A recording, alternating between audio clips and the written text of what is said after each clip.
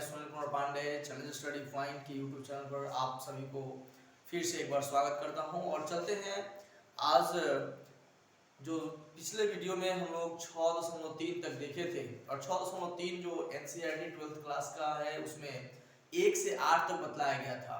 और इसके क्रम में कहा गया था जो प्रॉब्लम है उसे कमेंट बॉक्स में जरूर भेजें। तो कुछ लड़कों का कमेंट आया है 5 नंबर सवाल के लिए जो एनसीईआरटी के 6.3 12th क्लास से लिया गया है। और देखते हैं सवाल नंबर 5 की तरफ। तो आइए देखते हैं सवाल को। दिया है x बराबर a cos q theta, y बराबर a sin q theta, theta बराबर पाई बाई 4 पर अवलंब की प्रवणता ज्ञात करनी है। सबसे पहले जो x है और जो y है उसे थीटा के सापेक्ष अवकलन कर लेते हैं। जैसे यहाँ पर लिखा गया है x बराबर a cos q थीटा, और हमें थीटा के सापेक्ष पहले अवकलन कर लीजिए, क्योंकि यहाँ जो बदलने वाला है वो क्या है, थीटा है। तो बदलने वाले के सापेक्ष अवकलन किया जाता है। तो ये थीटा बदलने वाला है इसलिए थीटा के सापेक्ष अवकलन किया गया। तो यहाँ a हो गया और cos q थीटा है। आप ये जानते हैं जो पावर में है वो क्या हो गया, बगल में, और ऊपर एक कम हो गया। जो भी यहाँ फंक्शन होगा उस फंक्शन का डिफरेंशिएशन करके यहाँ लिखा जाता है बगल में। तो cos यहाँ फंक्शन के रूप में है तो cos का होता है माइनस साइन थीटा।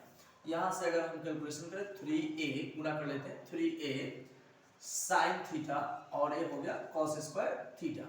और वही बात करें यहाँ y का, तो y दिया है a sin q थीटा।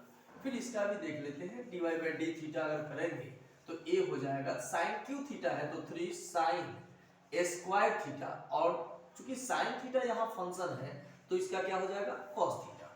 तो इसको हम मिलाकर ऐसे लिख सकते हैं dy by D theta equal 3a cos theta और ये sin स्क्वायर थीटा। इसको गुना कर लिए। इसके बाद हम देखते हैं कि dy बाई dx कैसे निकाला जाए।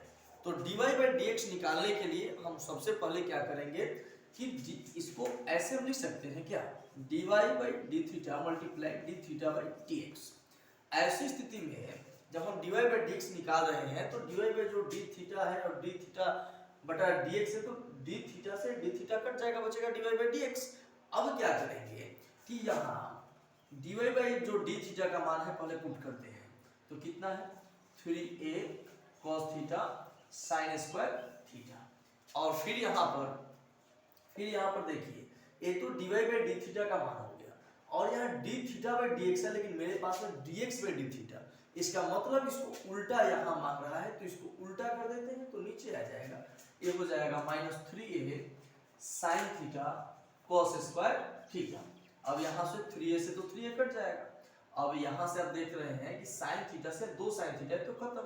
ये sin थीटा cos थीटा से 2 cos थीटा है, यहाँ cos स्क्वायर थीटा मतलब 2 cos थीटा है, तो एक और एक मिल के कट जाएगा, बचेगा सिर्फ माइनस, और यहाँ पर sin बाई cos हो जाएगा कितना, tan थीटा हो जाएगा। अब यहाँ dy बाई जो dx का जो मान आया उसका मान आया माइनस tan थीटा। तो जब माइनस tan थीटा आया, अब यहाँ पे मान पुट करना है। यहाँ पे हम देख लेते हैं, एक लाइन और है कि थीटा के बदला में रखना है पाई बटा 4। तो यहाँ से dy बाई जो dx निकल कर आएगा माइनस tan और ये पाई बाई 4। तो पाई बाई 4 का मान, tan पाई बाई 4 का मान तो 1 होता है, तो यह माइनस 1 आ गया। यह जो dy बाई जो dx का वैल्यू आया माइनस 1, यह आपका, आप जानते हैं कि हम जब dy बाई dx निकालते हैं तो स्पर्श रेखा की प्रवणता होती है, और हमें स्पर्श रेखा की प्रवणता नहीं ज्ञात करनी है बल्कि यहाँ निकालनी है अविलंब की प्रवणता। तो अविलंब की प्रवणता ज्ञात करने के लिए देखते हैं क्या होगा। पहले यहाँ तक आप देख लीजिए कि हमने क्या किया कि x का मान दिया है, y का मान दिया है, मैंने dx बाई डी थीटा निकाल लिया, dy बाई डी थीटा निकाल लिया, और dy बाई dx निकालने के लिए मैंने यह टेक्निक का उपयोग किया। इस टेक्निक का उपयोग किया गया dy by D theta multiply D theta by dx। यहाँ से तो कट जाएगा, बचेगा dy बाई dx बचेगा। ये मान जो dy बाई डी थीटा का है मैंने पुट कर दिया। ये d थीटा बाई dx का मान पुट करना है, लेकिन हमारे पास है dx बाई डी थीटा, इसलिए यह रिवर्स हो जाएगा, ये उल्टा नीचे आ जाएगा। ये कट कर आ गया माइनस tan थीटा। यहाँ कह रहा है कि थीटा का मान है पाई बटा 4 है, तो यहाँ dy बाई dx निकालेंगे तो माइनस tan और थीटा की जगह पाई बटा 4 हो गया। पाई बटा 4 का मतलब होता है 1, यहाँ माइनस है तो माइनस 1। ये आपका आ गया dy बाई dx का मान, जो कि स्पर्श रेखा की प्रवणता आ गई। अगर हमें अभिलंब की प्रवणता ज्ञात करनी है तो यहां से देख लीजिए, अभिलंब की प्रवणता ज्ञात करना कोई बड़ी बात नहीं है, आसानी से हम इसको देख पाएंगे। अभिलंब की प्रवणता ज्ञात करने के लिए इसमें एक सूत्र का उपयोग कर सकते हैं आप। एक सूत्र लगा दीजिएगा कि होता है कि अभिलंब की प्रवणता अगर निकालनी है तो स्पर्श रेखा की प्रवणता का उल्टा कर दीजिए और आगे माइनस लगा दीजिए। मतलब साफ है कि अगर हमें मालूम है dy बाई dx, तो अभिलंब की प्रवणता का सूत्र होता है -1 बटा स्पर्श रेखा की प्रवणता। अब यहां से आप निकाल सकते हो, -1 हो जाएगा और स्पर्श रेखा की प्रवणता का मान है -1, ये कट जाएगा, हो जाएगा कितना हुआ, यही आपका आंसर हो गया, यही आपका अभिलंब की प्रवणता का मान हो गया 1। तो चलते हैं दूसरे क्वेश्चन की तरफ। चलिए तो अब चलते हैं सवाल नंबर 10 की तरफ।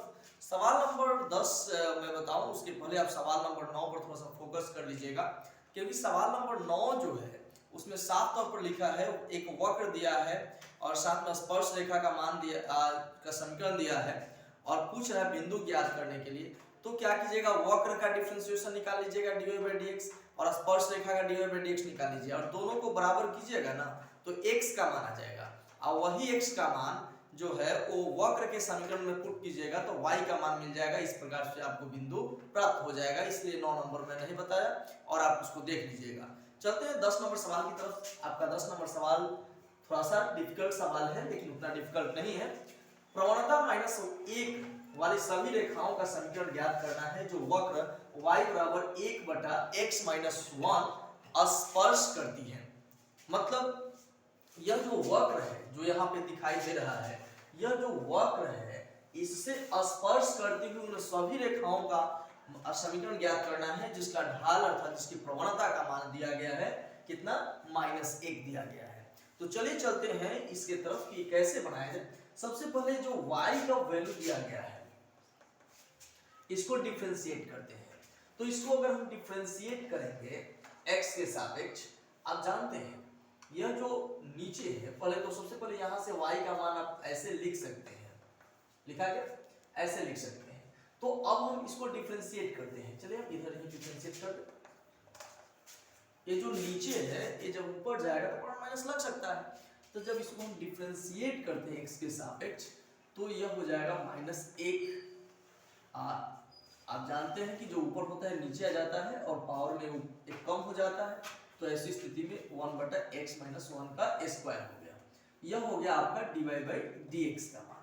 लेकिन सिर्फ dy बाई dx के मान से हो नहीं रहा है, यहाँ पर इसकी प्रवणता का मान दिया है ऑलरेडी -1, तो यह भी हम लोगों का प्रवणता ही आया और प्रवणता का मान -1 दिया है। मतलब हम लोगों को दोनों तरफ इसको बराबर करना चाहिए। तो देखते हैं दोनों बराबर करके क्या आता है। तो चलिए ये प्रश्न के सहायता से ये भी प्रवणता का मान है और ये भी यहाँ पे प्रवणता का मान है। तो ऐसी स्थिति में अब तिरछा तिरछी अर्थात क्रॉस मल्टीप्लिकेशन गुणा कर लेते हैं तो x माइनस 1 स्क्वायर बराबर 1 आ जाएगा। ऐसा क्यों? ऐसा इसलिए कि यहाँ तो एक कट जाएगा तो एक बचेगा ना, कुछ नहीं बचेगा, माइनस माइनस कट जाएगा। तो माइनस तिरछा तिरछी गुणा अगर करेंगे माइनस तो कट गया, प्लस हो गया, तो यहाँ से x माइनस 1 और √1 हो जाएगा। आप ये बात जानते हैं कि ये हो जाएगा प्लस माइनस 1, तो x बराबर एक बार प्लस में 1, प्लस माइनस या माइनस है तो इधर गया तो प्लस, तो एक बार जोड़ेंगे तो 2 आएगा, एक बार 0 आएगा, तो x का डबल मान आ रहा है, एक तो 2 और एक फिर 0। फिर से पता कर लेते हैं, यह जो दिया गया है कोई वक्र दिया गया है, इस वक्र को पहले डिफरेंशिएट कर लेते हैं। डिफरेंशिएट करने के बाद हम लोग को यहाँ पे मालूम चला कि -1 बटा x माइनस 1 का स्क्वायर है। अब इसका मान हम बराबर करेंगे -1 के बराबर, क्योंकि प्रवणता का मान दिया है -1। ये जब -1 के बराबर किया गया तो माइनस से माइनस कट जाएगा, प्लस हो जाएगा और यह तिरछा तिरछे अर्थात क्रॉस मल्टीप्लिकेशन गुणा कर देंगे और गुणा करने के बाद हमें मिल रहा है x माइनस 1 का स्क्वायर बराबर 1, तो स्क्वायर है तो जाएगा तो रूट हो जाएगा, प्लस माइनस 1 हो जाएगा। प्लस माइनस 1 रूट के बाहर निकलता है तो प्लस माइनस में रहता है, यह -1 है तो इधर जाएगा तो +1 हो जाएगा। अब एक बार +1 और +1 मिलकर तो 2 हो जाएगा, लेकिन अगर एक बार -1 और +1 लेंगे तो 0 हो जाएगा।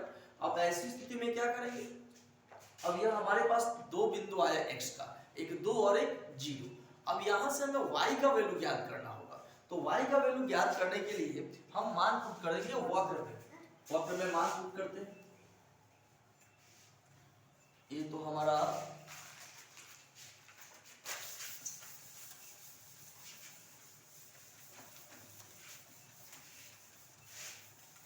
चलिए यहाँ पे हम देख लेते हैं। यहाँ y बराबर मगर मान पुट करें कि x का मान 2 तो y का मान हो जाएगा 1 आ गया।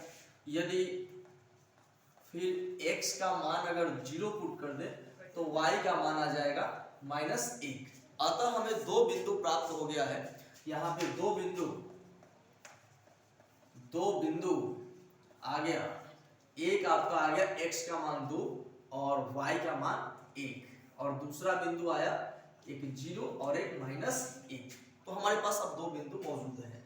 तो दो बिंदु मौजूद होने के बाद अब हमें निकालना है उस रेखाओं का समीकरण जो इसे स्पर्श कर रही है। तो एक बाय एक करके देखेंगे, लिखेंगे 2 1 से गुजरने वाली रेखा का समीकरण। आप जानते हैं उसके लिए इसका तरीका यह है कि y माइनस y1 बराबर m into x minus x1 इसका सूत्र है। तो y माइनस y1 ये x है और यह y, यहाँ पे इसको x1 मानेंगे, इसको y1 मानेंगे, तो यह हो जाएगा कितना 1 और m का मतलब प्रवणता, m का मतलब प्रवणता होता है। प्रवणता का मान ऑलरेडी दिया है -1 x माइनस फिर x1 का मान कितना दिया है 2 दिया है। y माइनस 1 बराबर ये माइनस x हो गया, माइनस माइनस प्लस हो गया। सबको एक तरफ अगर लाया जाए तो माइनस है तो इधर आया तो प्लस हो जाएगा, और यहाँ प्लस है तो माइनस हो जाएगा। इसके बाद x प्लस वाई माइनस 3 बराबर 0 हो गया। ठीक, आप मैं हिंट दे रहा हूँ, आप इसको भी इसी सूत्र को बना सकते हैं। यही सूत्र लगाइएगा, यह आपका आपके बार x1 हो जाएगा और यह आपका x2 हो जाएगा। इस प्रकार से यह जो सवाल था 10 नंबर सवाल, आपने इसे समझा। चलते हैं दूसरे सवाल की तरफ। चलिए अब चलते हैं सवाल नंबर 13 की तरफ, क्योंकि लगातार जो सवाल 11 और 12 है वह सवाल 10 के ही अनुरूप हैं और उसी टाइप पर बन जाने वाला है, इसलिए उसको देखा नहीं गया। आप बनाइएगा, फिर भी अगर नहीं आ रहा है तो आप कमेंट में जरूर बतला दीजिएगा, उस पर वीडियो बनाया जाएगा। और यदि आप पहली बार चैनल को देख रहे हैं तो सब्सक्राइब कीजिए, ताकि जब सब्सक्राइबर्स की संख्या बढ़ेगी तो ऐसी स्थिति में हम YouTube पर लाइव आकर पढ़ाना जब शुरू करेंगे तो लगातार 2 घंटा और 3 घंटा भी लाइव क्लास चल सकता है। इसलिए मैं आपसे कहना चाहूँगा कि अगर आप नए हैं तो सब्सक्राइब कीजिए, और यदि आप 12th के बच्चे हैं तो उसे शेयर भी कीजिए, ताकि मैं लाइव जल्द से आ सकूँ। तो चलिए, आपका 13 नंबर सवाल है x²/9 प्लस y²/16 = 1 पर उन बिंदुओं को ज्ञात करना है जिन पर स्पर्श रेखाएं जो है, माने एक ऐसा या कोई वक्र है और वक्र के बाद यहाँ हम देख पा रहे हैं कि उस वक्र पर उन स्पर्श रेखा के बिंदुओं को ज्ञात करना है, मतलब उस बिंदु को ज्ञात करना है जहां से स्पर्श रेखा जो खींचा जाए तो इसका जो x अक्ष है उसका समानांतर हो और दूसरी बार में y अक्ष के समानांतर हो। तो देखते हैं कौन सा वक्र है। यहाँ से सबसे पहला तो काम है डिफरेंशिएट करना, दोनों तरफ डिफरेंशिएशन करना, दोनों तरफ x के सापेक्ष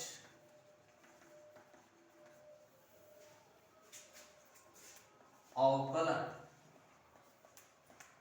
करने में, तो दोनों तरफ अवकलन कीजिए।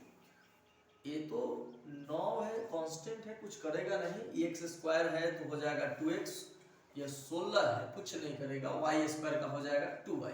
लेकिन आप जानते हैं जब y को जब हम डिफरेंशिएट करते हैं तो चूंकि x के सापेक्ष कर रहे हैं, इसलिए यहाँ पे dy/dx और 1 का कितना हो जाएगा 0 हो जाएगा। यहाँ से हमें सिर्फ ज्ञात करना है कि इसका वैल्यू कितना होगा, अर्थात तात्पर्य यह है कि यहाँ पहले dy/dx का हम मान ज्ञात कर लें। तो यहाँ से निश्चित रूप से अगर हम काटना चाहें तो कटेगा, ये हो जाएगा आपका 2y/16 dy/dx इक्वल, ए प्लस में है तो इधर जाएगा तो माइनस में हो जाएगा। ठीक है, यहाँ से हम देख पा रहे हैं 2 से 2 तो कट जाएगा। अब यहाँ से क्या होगा कि dy/dx जो हम निकालने वाले हैं, यह dy/dx जब निकालेंगे तो जो 16 है नीचे वो चला जाएगा ऊपर, तो हो जाएगा ऊपर हो जाएगा कितना -16x/9।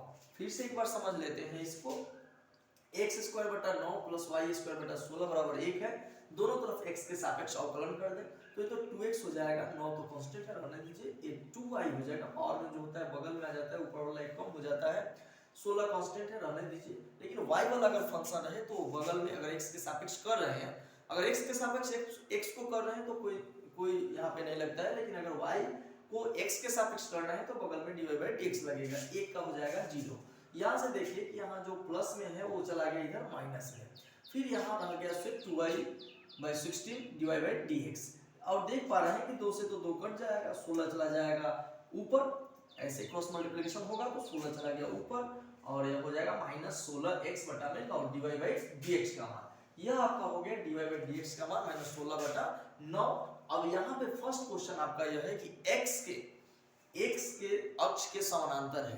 x अक्ष के समानांतर का मतलब कि dy/dx का मान कितना 0। अगर वह लंबवत है इसका मतलब अभिलंब की प्रवणता 0 कीजिए। अगर x अक्ष के समानांतर हो तो स्पर्श रेखा की प्रवणता 0 कीजिए। अगर y अक्ष के समानांतर हो तो अभिलंब की प्रवणता 0 कीजिए। तो चलिए इसके आगे हम देखते हैं कि क्या होता है और इसको बराबर में 0 किया जाएगा। हाँ, तो देख रहे थे कि dy/dx का मान आ गया था -16/9 आ गया था। तो फर्स्ट क्वेश्चन है, चूंकि x अक्ष के समानांतर स्पर्श रेखा है, तात्पर्य यह है कि यह जो dy/dx का मान होगा कितना होगा 0।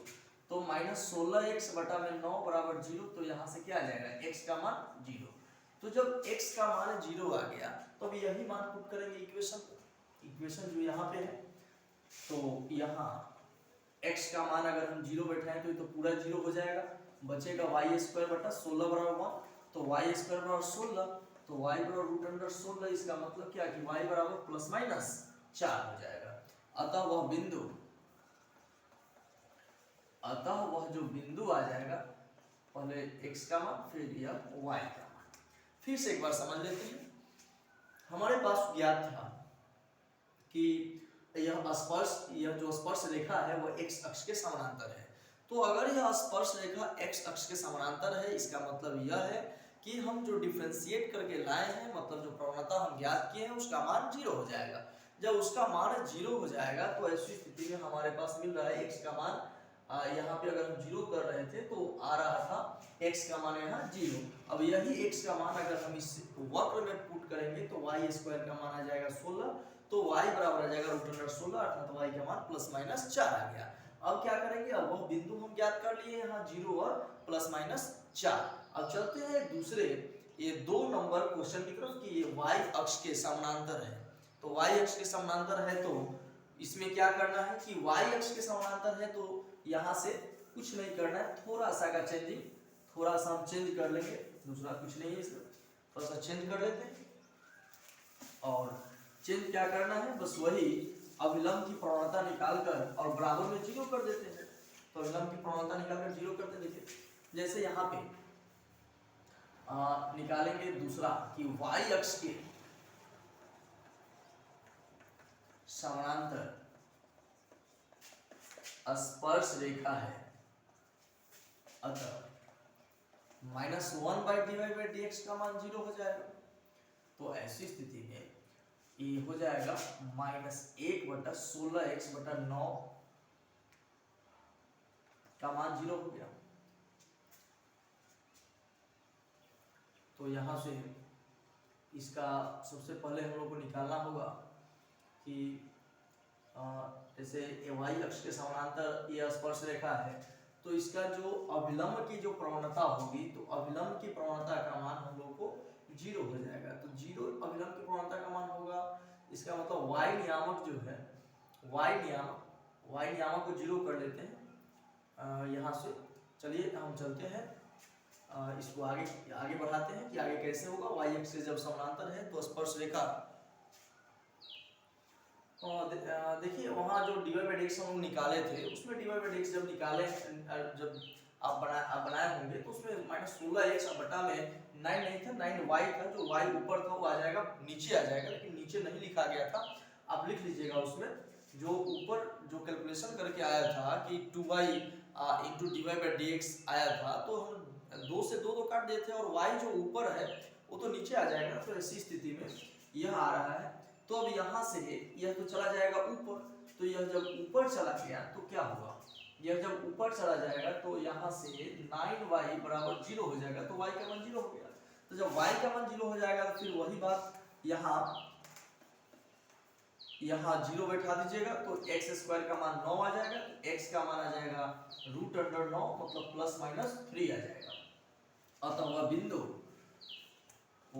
आ गया, x का मान इतना और फिर यहाँ y का मान तो 0 मिला था, यह दूसरा बिंदु हो गया।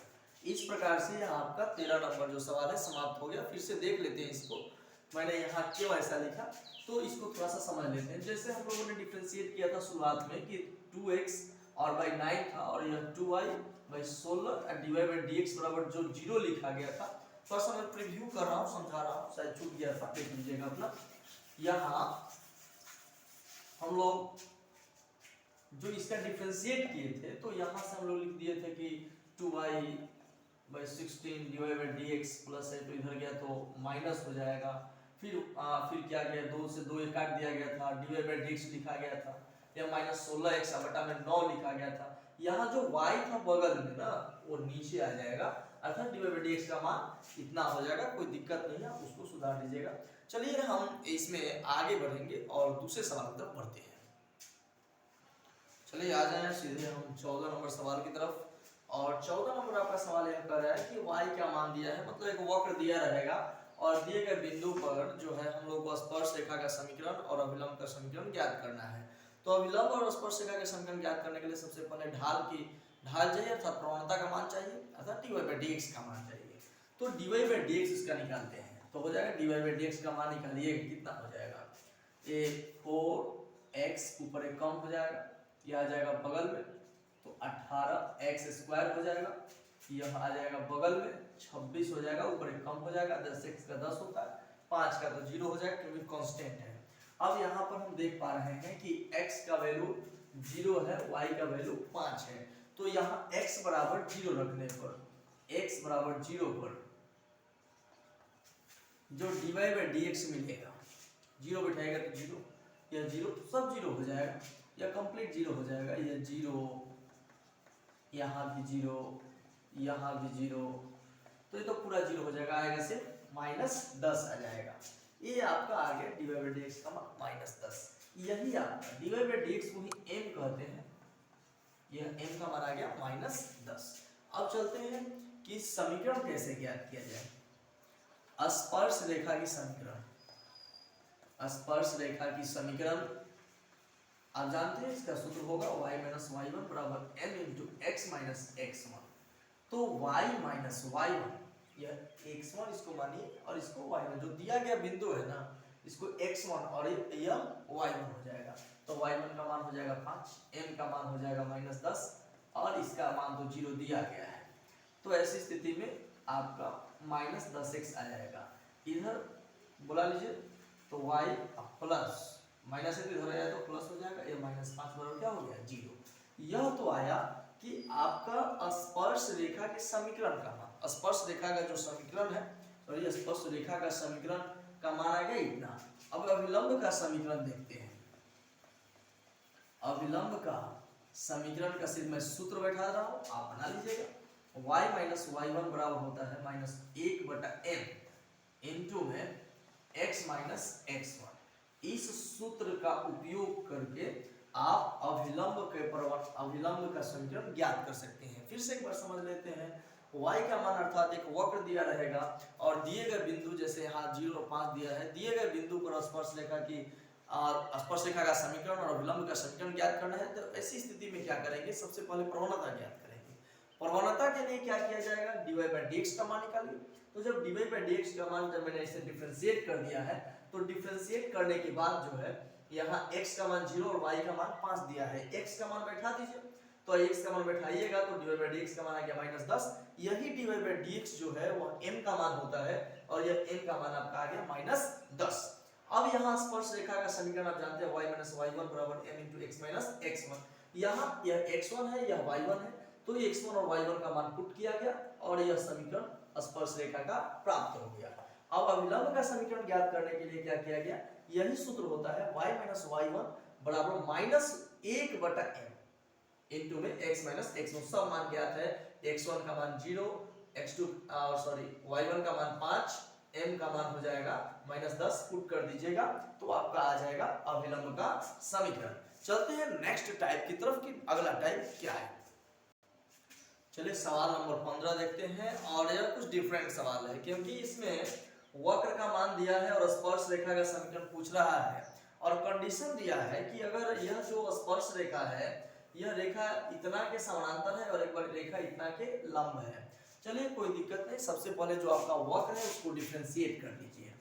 x² - 2x + 7 डिफरेंशिएट कर लेते हैं, यह हो जाएगा 2x - 2 हो जाएगा। हो गया। पहला आपका सवाल था, मैं ए नंबर सवाल बना रहा हूं कि रेखा इतना के समानांतर है। तो ये जो रेखा जो दिया गया है इसका डिफरेंशिएट 2x का हो जाएगा 2, y का तो हो जाता है dy/dx, 9 का तो 0 हो जाएगा, तो 2 बराबर हो जाएगा dy/dx। यहाँ से हम जानते हैं कि अगर यह दोनों, यह वक्र का स्पर्श रेखा का ढाल और यह रेखा का ढाल आ गया, ये दोनों जब समानांतर है तो दोनों का यह क्या होगा, बराबर हो जाएगा। लिखा जाएगा कि अतः प्रश्न से